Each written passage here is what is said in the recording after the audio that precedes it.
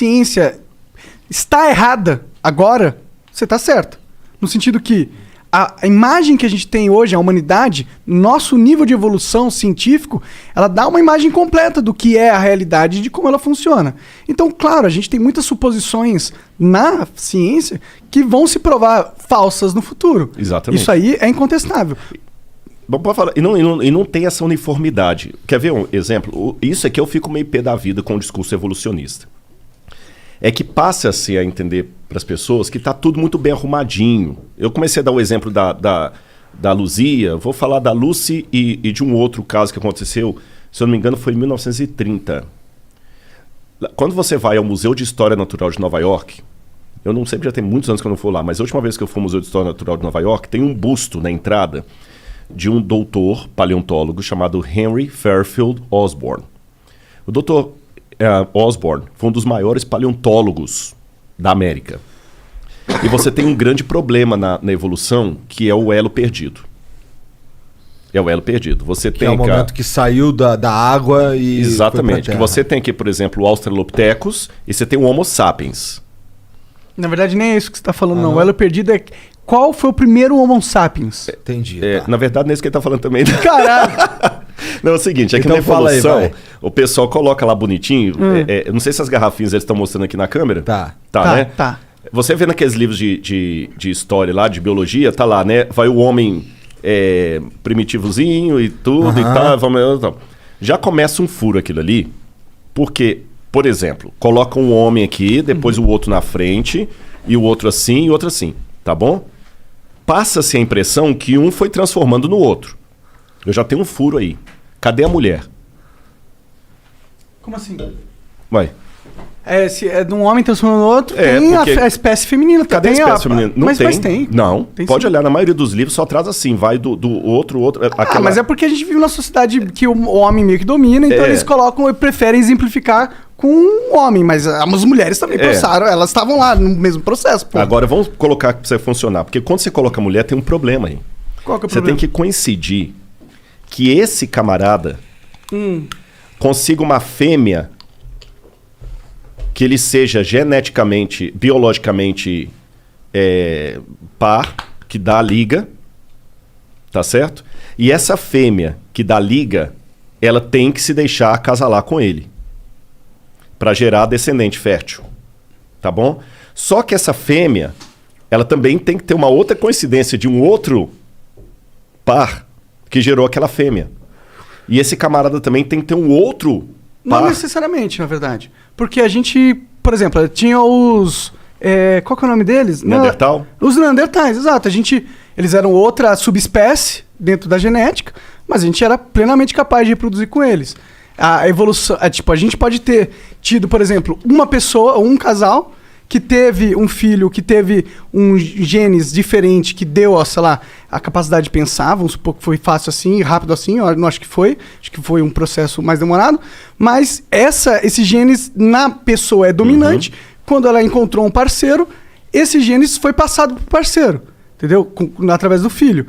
E aí, como o genes é dominante, ele vai sempre passando pra prole. E aí, esse filho, os dois filhos pegam e fazem sexo com outros de uma espécie que era um pouco diferente, mas eles têm essa capacidade de reproduzir, e aí esse código genético dele pega e domina, e aí os filhos deles sempre vão ter. E aí, assim, você tem uma mudança... Concordo em gênero, número e grau. Uhum. Mas isso aí só funciona em duas situações. Em primeiro lugar, não tem nenhuma prova que Neandertal coabitou com outra raça que sobreviveu. Aliás, o Neandertal já entrou e já saiu da linhagem humana, da ancestralidade humana várias vezes. Várias vezes. Entrou e saiu várias vezes. O que tem eu muitos sei de biologia que o Neandertal nem aparece mais. É uma raça que se extinguiu. Ah, entendi. Dessa forma... Nem entrou. Ele não tá como o Australopithecus que tá lá atrás. Sim. Eu sei que existem, tipo... Você faz aquele negócio 22andMe, que é um negócio de sequenciamento genético. Sim. Uhum. E aí eles te dizem qual que é a sua porcentagem de DNA Neandertal. Tem como saber isso. Me lembra depois esse negócio de DNA, que eu vou falar do parentesco com o macaco que deu 97%. Isso é um lance legal. Demorou. Mas aí, vamos pegar aqui. Eu concordo com o que você falou da questão do gene dominante, recessivo, mais inteligente, menos inteligente. Mas isso só pode funcionar se eu tiver um casal da mesma espécie. Você não pode, por exemplo... Vamos pegar nos bichos. Vamos deixar um pouquinho a linhagem humana, vamos pegar nos bichos. Esse esquema que você falou vale também para os animais. Sim. Você É pode a forma com que a gente transformou um lobo num poodle. Exatamente. Mas só que para funcionar, você tinha que pegar um macho da Caninis, não sei o que, eu não sou biólogo, tem um nome que dá em latim lá, um macho da família Lupus caninus, com uma fêmea de Lupus caninus. Você não pode pegar um Felis leo, que é dos felinos, e cruzar com Lupus caninus, que vai dar uma nova raça. Sim, não existe isso. Você tem que estar, pelo menos, tem que ter uma semelhança genética. Exatamente, ali com vai ter que ser... Mas pode ser uma espécie não necessariamente igual à sua. Pode ser uma outra espécie, uma subespécie bem semelhante. Mas são a mesma espécie. São a mesma espécie dentro do... Não pode ser... Eu não manjo, na verdade, não sei se são, eu não conheço isso. Mas isso aqui pode pegar toda a filogenia que já descobriu da biologia. Senão nós teríamos raças humanas no plural, e não existe, só existe uma raça humana. Sim, mas a gente poderia ter várias espécies humanoides, entendeu? Já existiam várias espécies humanoides, tá ligado? Mas você percebeu que a gente não tem empiricamente a prova disso. O que você tem na biologia... O DNA, se a gente poder verificar o DNA meio que uma prova empírica... Sabe por quê? A gente não tem ossadura dos neandertais? Não. Não? Não, tanto é que eles saíram da linha. Entendi. A questão do DNA é complicado porque é o seguinte. O DNA do ser humano hoje foi mapeado por um camarada chamado Francis Collins, que era crente, é porque ele está vivo, e ele escreveu um livro chamado The Language of God, A Linguagem de Deus. Eu não sei se tem em português esse livro, eu acho que tem, A Linguagem de Deus. Esse cara é crente, e nesse livro, o cara é um gênio, o que ele fez na genética é semelhante ao que Einstein fez na física. Ele mapeou o genoma humano. Ele ganhou o Nobel? Eu não lembro se ganhou agora, eu estou na dúvida. Se ele ganhou o Nobel. Mas eu sei que esse cara era um gênio e crente. E ele revelou... Pesquisa esse cara aí, Tiãozão. Francis Collins, com 2 L's. E Collins com C. Se até aparecer a carinha dele aqui, é interessante. Ele revela nesse livro The Language of God que ele só foi declarar publicamente que era tão religioso como eu sou aqui, ó, Francis Collins. Sim, ganhador do prêmio. Ele ganhou... Tá falando aí? Ali, ó. Segunda... ganhador do prêmio... Templeton. Não, esse Templeton é uma organização que trabalha com ciência e religião. Coloca prêmio Nobel sequenciamento genético humano.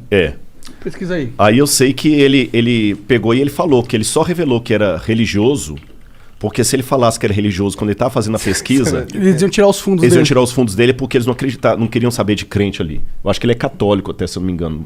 Mas não é imagem, né, caralho? Me dá... Pô, peraí que fica piscando essa porra dessa tela. Mas aí o que acontece? O genoma humano foi mapeado, mas os outros ainda não. Então teve um artigo científico que foi publicado, eu tenho esse artigo lá em casa, que fez a comparação do genoma humano mapeado com outros elementos que não estão totalmente mapeados. E fizeram com o chimpanzé. E deu 97% de semelhança. Foi 95% ou 97%. 90% e alguma coisa. Sim, eu já ouvi falar que a nossa diferença genética com outros exatamente. chimpanzés aí tá vendo aqui a prova de que nós somos primos dos símios, né? Foi esse cara aí, ó, que ganhou o Nobel pelo... esse foi Frank esse aí, Singer. né? Não, então esse foi outro. O Francis Collins não deve ter ganhado, não. Que pena. Eu não sei mesmo. Mas ele é um gênio, esse camarada. Pode crer. Aí o que acontece? Nesse mesmo artigo que fala que nós temos 90% ou 97% de semelhança com o chimpanzé, colocou bem claro as limitações. Em primeiro lugar, o genoma humano foi mapeado. O do chimpanzé não. Está parcialmente mapeado. Então pegou algumas semelhanças do que foi mapeado e descobriu que 95% ou 97%.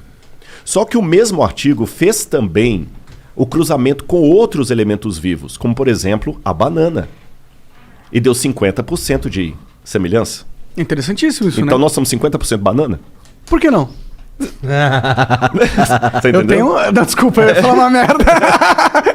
Você tá entendendo? Não, mas eu acho que faz sentido a gente ser 50% banana. Porque se a gente evoluiu todo mundo do mesmo organismo, lá no comecinho da vida, a gente evoluiu todo mundo era uma mesma célula. E a gente divide essa genética na evolução, faz sentido que a gente seja 50% banana. Eu posso dar uma outra explicação tão lógica quanto? Claro. O que você falou pode ser. Sim. Mas trabalhando com a hipótese que a gente não estava lá, lembra um passado que não tem como voltar, não tem como perguntar à minha esposa.